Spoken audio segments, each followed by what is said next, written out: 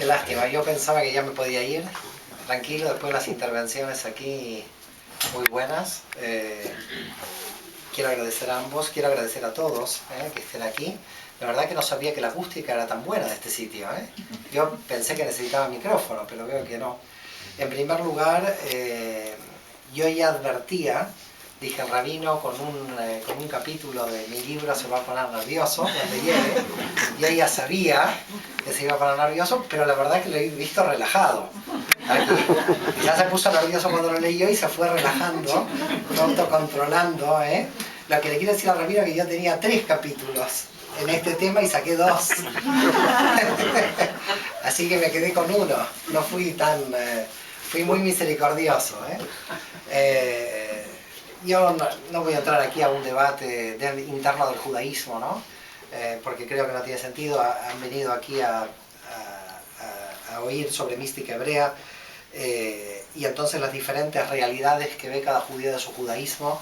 Yo siempre cito a Rashi, Rabbi Shlomo Yitzhaki, que decía que de la Torá hay 600.000 interpretaciones, tanto como judíos salimos de Egipto. Lo que pasa es que mi interpretación al rabino no le gustó de esas 600.000, pero no importa, si Rashi me lo permite, yo he adquirido la línea de Rashi. Aquí hay muchos temas, son 3.300 años de historia. No sé desde dónde vamos a partir, porque claro, yo tengo media hora, 40 minutos máximo, para que la gente aquí no se aburra ni me empiece a tirar con cosas. Pero primero decirles que estoy muy emocionado de estar aquí en esta librería del CAL que se ha creado y que quiero dar un aplauso aquí a los creadores.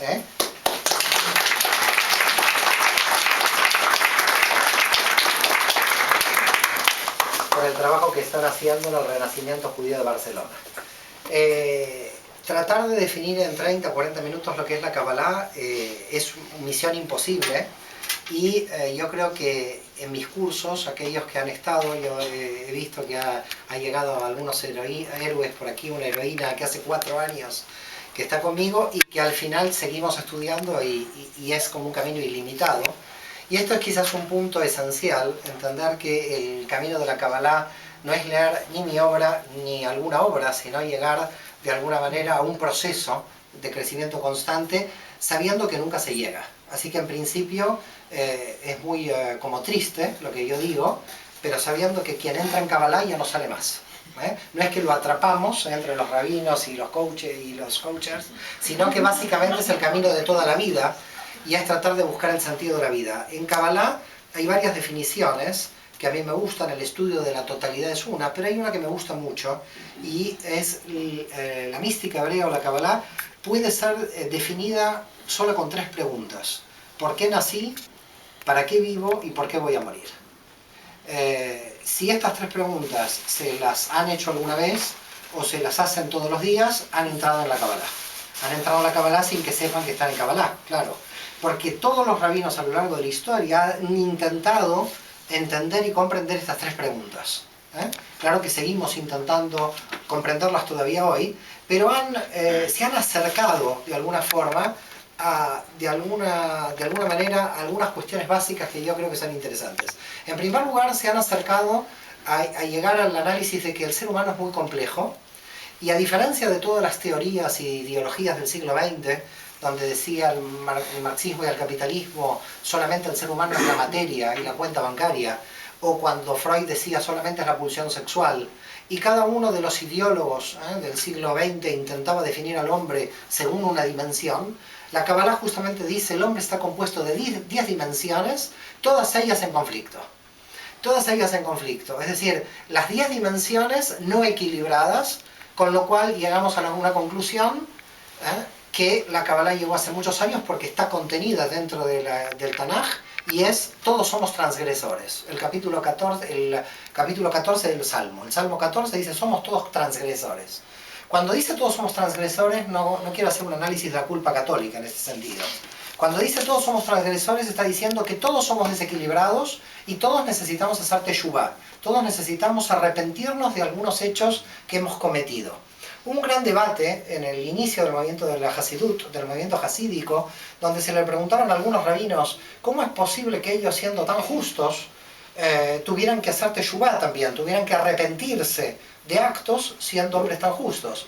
Y ellos decían que la teshuvá no solamente se aplica al arrepentimiento entre lo bueno y lo malo, sino también entre lo bueno y lo mejor. Quiere decir que si se podía hacer algo mejor, también hay teshuvá. También hay teshuvá porque se podía perfeccionar en el camino de ascensión. En ese sentido, esa teshuvá o ese arrepentimiento no es arrepentimiento solo por lo malo, sino también es arrepentimiento por lo bueno que podíamos haberlo hecho mejor. Quiere decir que hay como una especie de arrepentimiento constante, pero que no me lleva a culpabilizarme, que no me lleva a marcarme para siempre, como una especie de pecado original que me persigue a través de la vida, sino que todo lo contrario, lo que hace en el mundo judío es ser proactivo, superando esa dificultad y superando los obstáculos. Se dice que el mal opera en dos niveles en el mundo de la Kabbalah. Hablamos del mal absoluto, que es el nivel de Amalek, que no lo voy a hablar aquí porque es muy complejo, y hablamos del mal relativo, que es el nivel del Satán. Cuando hablamos del mal relativo, tenemos que entender que el mal relativo está diseñado para que nosotros podamos crecer. Con lo cual, cada uno de nuestros obstáculos a través de nuestra vida son puntos importantes, y de ese modo ya podemos comprender quizás un acercamiento a cómo el judaísmo entiende el mal, puntos importantes para la superación. Si esos obstáculos no están, si ese mal no lo podemos superar, no podemos crecer. Hay dos formas de crecer en el árbol de la vida. O se crece por amor, por Gesed, por la misericordia, o se crece por dolor, por Geburá. Pero por ambos hay que crecer. Es decir, o crecemos porque papá me dio un consejo de no ir en moto, o crecemos porque nos chocamos con la moto. Pero de alguna manera crecemos. Tenemos que crecer. Claro que es mejor el consejo de papá de no andar en moto. Pero a papá muchas veces no le hacemos caso y cogemos la moto igual. Entonces, ¿cuál es la idea de la estructura en la que nos vemos inmersos? Que el crecimiento es doloroso, y por lo tanto en eso estoy totalmente de acuerdo con el rabino Liberson cuando dijo: el ignorante es feliz en su nivel. En verdad, no solamente es el ignorante feliz en su nivel, todos somos felices en nuestro nivel. Para saltar de nivel tenemos que aceptar el dolor. Es decir, todo nivel de crecimiento, todo traspaso de un crecimiento a otro, implica que tenemos que desafiarnos.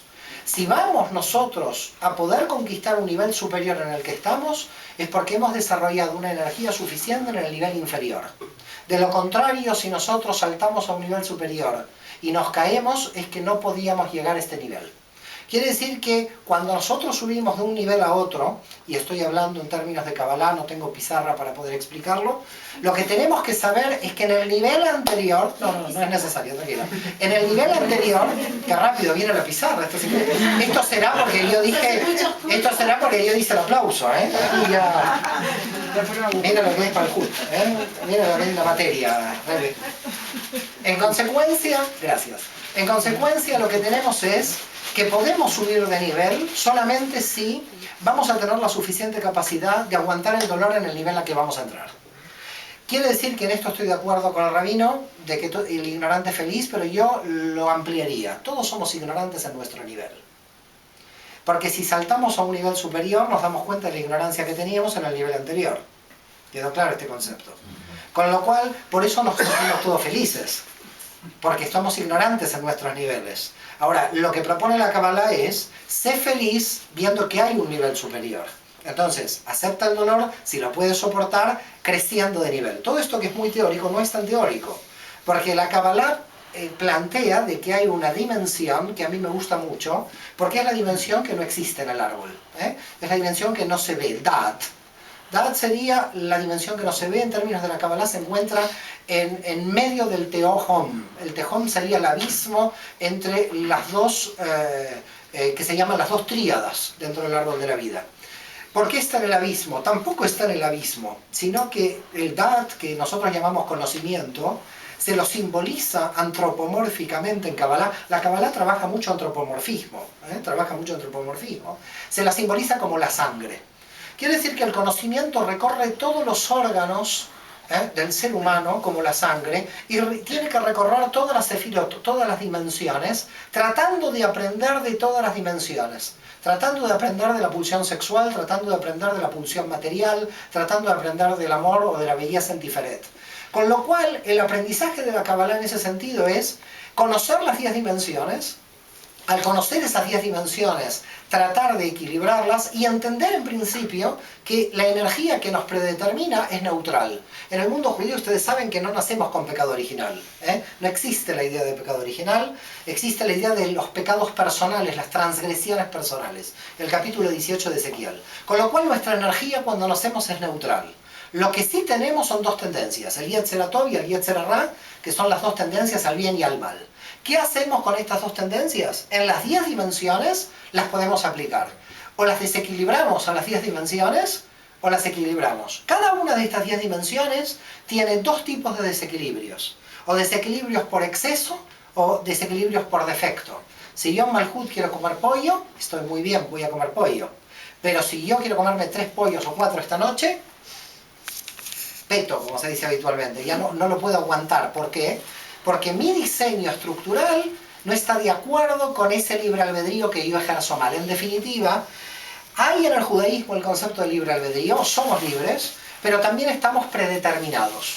¿Qué nos predetermina? Nuestra estructura cultural, nuestra estructura genética. Todas estas estructuras nos predeterminan, pero dentro de esa predeterminación podemos tener libre albedrío. Cuando nosotros utilizamos el libre albedrío contra la predeterminación, existe el mal. El mal se genera cuando yo, en mi libre albedrío, quiero comerme 3 pollos esta noche y no puedo, porque voy contra mi predeterminación. Esto por exceso. Ahora puedo también, por defecto, no comer, empezar a ayunar, no el día de Yom Kippur, sino todos los días, y entonces llegar a las anorexias y a las bulimias, que en definitiva son terribles males de defectos, pero que en verdad se vuelven excesos. Por eso se dice que una misericordia extrema en el mundo judío es inmisericordia. ¿Qué quiere decir? Que cuando nosotros le aplicamos una justicia superior a la exigencia de la justicia que exige la Torá, ya nos podemos volver injustos. Por eso se dice el texto de la Torá, no quieras ser tan sabio, no quieras destruirte, porque va a llegar un punto de que es posible que te pases de límite. Por tanto, lo primero que reconoce la mística hebrea es algo muy importante. Conozcamos que tenemos límites, que tenemos que saber a dónde tenemos que llegar. No los límites de velocidad del Ayuntamiento de Barcelona, hablo de otros, porque esos van cambiando con el tiempo, yo ya no sé cuáles son. Sino los límites reales de nuestra estructura. Para eso entonces se estudia el árbol de la vida, esas 10 energías básicas que llamamos sefirot, dimensiones. Esas 10 dimensiones entonces tienen dentro una energía que ya vimos que es neutral, y esa energía neutral se la puede utilizar o para bien o para mal. Cuando se la utiliza para bien la denominamos midá, las midot, las virtudes. Las midot o las virtudes aparecen en los 10 niveles del árbol, lo que pasa es que en los 3 niveles superiores se llaman mohim, mentalidades, porque son virtudes mucho más abstractas, mucho más sutiles. Cuando hablamos entonces de las 3 virtudes superiores, hablamos de virtudes inteligentes, para llamarlo de alguna manera, mentalidades o mohim. Cuando hablamos de las 7 virtudes del árbol inferiores, hablamos de midot. Todas son midot, lo que pasa es que hacemos un análisis independiente en términos lingüísticos de las 3 superiores. ¿A qué llamamos virtud?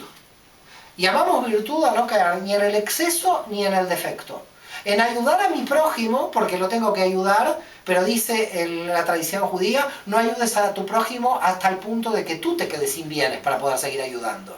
Es decir, la donación 100% de tus bienes está prohibida en el mundo judío. Está el 10%, el 10%, el Talmud llega al 20%, pero nadie puede dar, por ejemplo, el 50 o el 60% de sus bienes para que su familia quede indefensa. Con lo cual no se puede caer en la pobreza para ayudar a los pobres. En consecuencia, lo que la tradición judía trata de hacer es ir equilibrando en todos los niveles, en los niveles materiales básicos, en los niveles emocionales, en los niveles intelectuales, toda la compleja estructura del árbol. Y es muy compleja la estructura del árbol porque los niveles materiales, que son los que vivimos habitualmente en la materia, en Malhut, en el reino, creemos que así funciona toda la realidad. Y en eso también estoy de acuerdo con el rabino Liberson cuando dijo, hay una verdadera realidad y realidades diferentes. Cada persona tiene una realidad diferente de la misma realidad. Por lo tanto, no existe una realidad única captable para nuestro nivel de limitación.